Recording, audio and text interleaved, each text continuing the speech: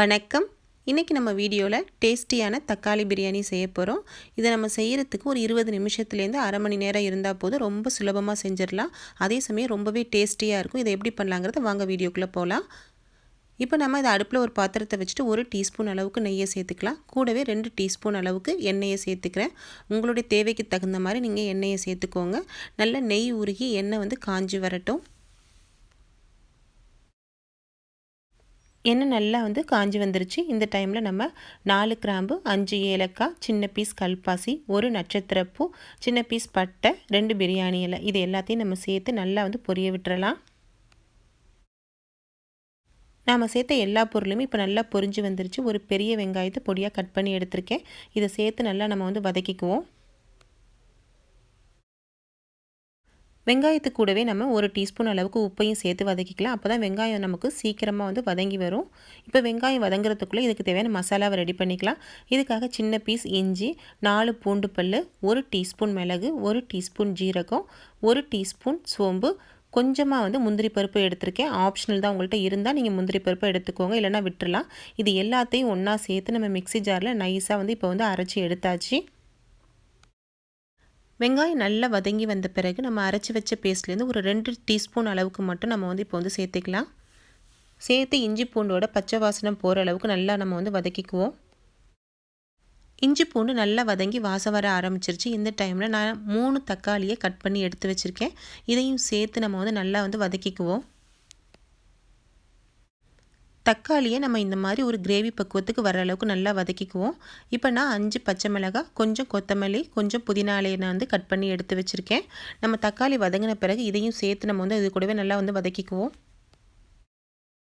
தக்காளி நல்லா வதங்கி வந்துருச்சு. நம்ம எடுத்து வச்ச பச்சை மிளகாய், கொத்தமல்லி, புதினா இது எல்லாத்தையுமே நம்ம ஒன்றா சேர்த்து நல்லா பச்சை வாசனை போகிற அளவுக்கு வதக்கிக்கலாம். புதினா கொத்தமல்லி நல்லா வதங்கி வந்துருச்சு. இந்த டைமில் நம்ம 1/2 டீஸ்பூன் அளவுக்கு மஞ்சள் தூளை சேர்த்துக்கலாம். 1 டீஸ்பூன் அளவுக்கு மிளகாத்தூளை சேர்க்குறேன். உங்களுடைய காரத்துக்கு தகுந்த மாதிரி நீங்கள் மிளகாய் சேர்த்துக்கோங்க. ஏற்கனவே நம்ம பச்சை மிளகாலாம் சேர்த்ததுனால கொஞ்சம் காரமாக இருக்கும். அதனால் நான் இன்றைக்கி 1 டீஸ்பூன் அளவுக்கு மிளகாத்தூளை சேர்க்குறேன். கூடவே 3/4 டீஸ்பூன் அளவுக்கு சாம்பார் பொடியை நம்ம சேர்த்துக்கலாம். சேர்த்து நல்லா கலந்து விட்டுக்கலாம். லாஸ்ட்டாக 1/2 டீஸ்பூன் அளவுக்கு கரம் மசாலா தூளை சேர்த்து நம்ம நல்லா மசாலாவை நல்லா கலந்து விட்டுக்கலாம். இந்த தக்காளி பிரியாணி பண்ணுறதுக்கு நான் இன்றைக்கி 2 கப் அளவுக்கு ஜீரக சம்பா அரிசி எடுத்து ஊற வச்சு வச்சுருக்கேன். நீங்கள் ஜீரக சம்பா அரிசியாக இருந்தாலும் சரி, இல்லை பாஸ்மதி அரிசியாக இருந்தாலும் சரி, நீங்கள் யூஸ் பண்ணிக்கலாம். இப்போ நம்ம நல்லா மசாலாலாம் எண்ணெயெல்லாம் பிரிஞ்சு மேலே வர ஆரம்பிச்சிருச்சு. நல்லா ஊற வச்ச அரிசியை நம்ம இப்போ இதில் சேர்த்து நல்லா கலந்துக்கலாம். அரிசியை மசாலா கூட சேர்த்து ஒரு 2 நிமிஷத்துக்கு நம்ம நல்லா வதக்கிக்குவோம்.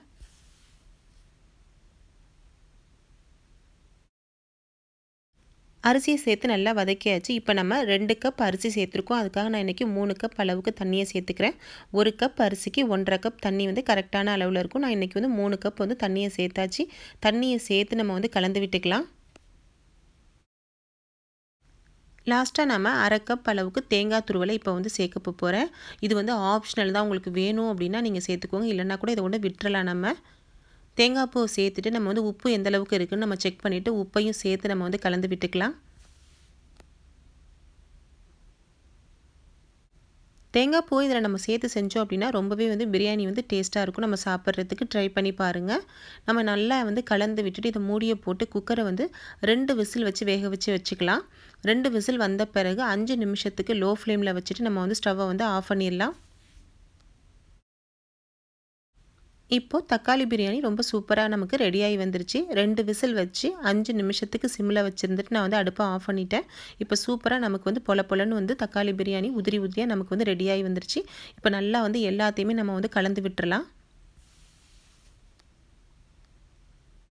இந்த தக்காளி பிரியாணி நம்ம ரொம்பவே சுலபமாக செஞ்சிடலாம். நீங்கள் பேச்சுலராக இருந்தாலும் சரி, இல்லை பிகினர்ஸாக இருந்தாலும் சரி, ரொம்ப டேஸ்டியாக அந்த பிரியாணி நம்ம செய்ய முடியும். ட்ரை பண்ணி பாருங்கள். ஃப்ரெண்ட்ஸ், உங்களுக்கு இந்த வீடியோ பிடிச்சிருந்துச்சுன்னா லைக் பண்ணுங்கள், உங்கள் நண்பர்களுக்கெல்லாம் ஷேர் பண்ணுங்கள். கூடவே எங்கள் சேனலை மறக்காமல் சப்ஸ்கிரைப் பண்ணுங்கள். தேங்க்யூ.